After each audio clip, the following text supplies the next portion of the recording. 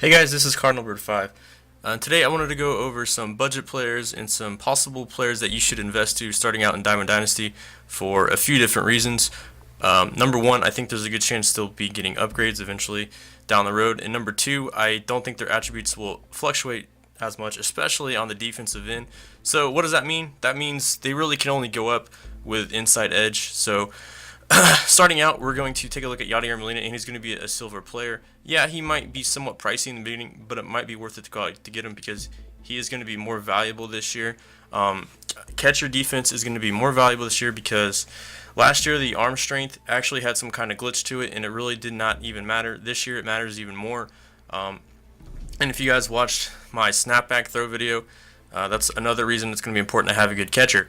So, what does this mean? Inside edge, Molina can really only get better. Yeah, there might be some days where he might go down, but there's going to be days where his contact and power might jump up, especially if they look at his last 3 years, because he's actually hit pretty well his past 3 years. His hitting started to decline last year.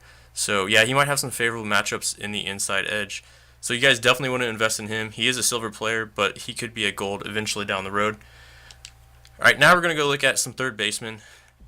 And we're actually going to look at a player that already has a formidable reputation in the major leagues, and that is Evan Longoria. He's going to start at a low gold, but I still think he is a good player you guys should try to go out and get, mainly because his fielding is consistent, it's good, and he's a consistent player, and he'll be able to hit the lefties, so at the very least you can use him as a platoon guy, but when he has favorable matchups against right-handed pitching, it could be someone you want to invest into because I still think he has a chance to get an upgrade down the road.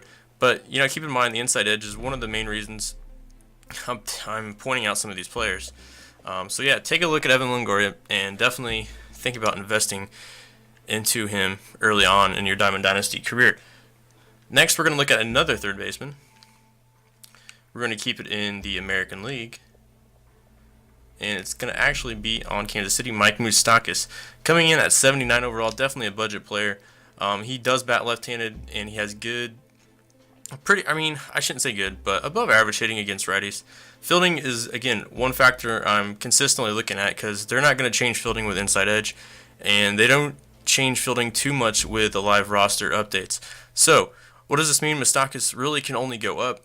I mean, there might be days where his hitting goes down, but if you get a guy like Moustakas and Longoria, those would be two great platoon guys. So definitely definitely give Mike Moustakas a possible consideration when you're looking to invest players. Alright, next we're going to go to some outfielders, starting with, let's see here, let's go to the Red Sox. I'm going to talk about a few players on the Red Sox. Jackie Bradley Jr., again, a great defensive player. The only downside to him is his arm accuracy, but if you guys use throwing meter, that won't be a problem. Good speed, good fielding, good arm strength, and he bats from the left-handed side. So if he gets any kind of boost at the inside edge, it's going to be a great player to have in your lineup. So definitely go out and look to invest him right away. Invest into him. We're going to keep it with the Red Sox. Xander Bogaerts, I think another solid budget shortstop, can actually play third for you as well. Already has great contact, but his fielding is definitely pretty good. It's I would definitely say it's above average. But if this guy gets any kind of boost in power hitting at all, this definitely could be one of the best shortstops on certain days. With the addition of inside edge attributes. So make sure you guys give Xander Bogaerts a chance and try to get yourself a Diamond Dynasty Xander Bogaerts card. Next, we're going to keep it in the AL East actually.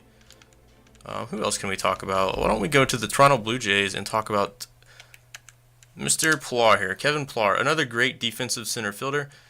Hitting isn't awful. Contact in the 60s and 70s. Like I said, consistent factor. I mean, are you guys noticing? I'm mainly focusing on defense because that's not going to change at all.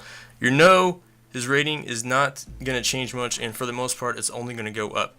And Kevin Pilar might have a breakout year. He's 27. He's just got his first full year in last year, and he's going to be playing on a good team. So you never know. He could have some favorable inside edge matchups. Alright, and next we are going to look at somebody on the Rays. And I think this is going to be possibly the most underrated player in Diamond Dynasty, or should I say the most useful, inside edge budget player, however you want to word it. And that is Mr. Kevin Kiermaier. Look at his fielding. or 99 fielding and 99 arm strength and 88 reaction, 79 speed. Are you kidding me? You definitely want to get a Kevin Kiermaier. He's only a silver, so I don't think he's going to be too expensive the first week of Diamond Dynasty. He does bat from the left-hand side. Decent attributes versus right-handed pitching, but if he gets any type of boost at all, just say he has a favorable matchup one day and he's facing Tanaka, he might get, I'm not saying he hits Tanaka well, I'm just giving an example, but say his contact jumps to 80 and his power versus righties jumps to 65. You have yourself, a diamond caliber player for that day. So definitely pay attention to Kevin Kiermaier on the marketplace. All right, now we're going to go to the Royals. And we're going to talk about Alex Gordon. Again, defense. Alex Gordon also bats from the left-hand side. Again, pretty basic stuff. You want to take advantage of players like this early in the game cycle when inside edge is going to be most useful. And you don't have those flashback, diamond players yet. Contact versus lefties is actually already pretty solid, but if he has favorable matchups against righties or lefties, somebody you might want to consider putting in your lineup.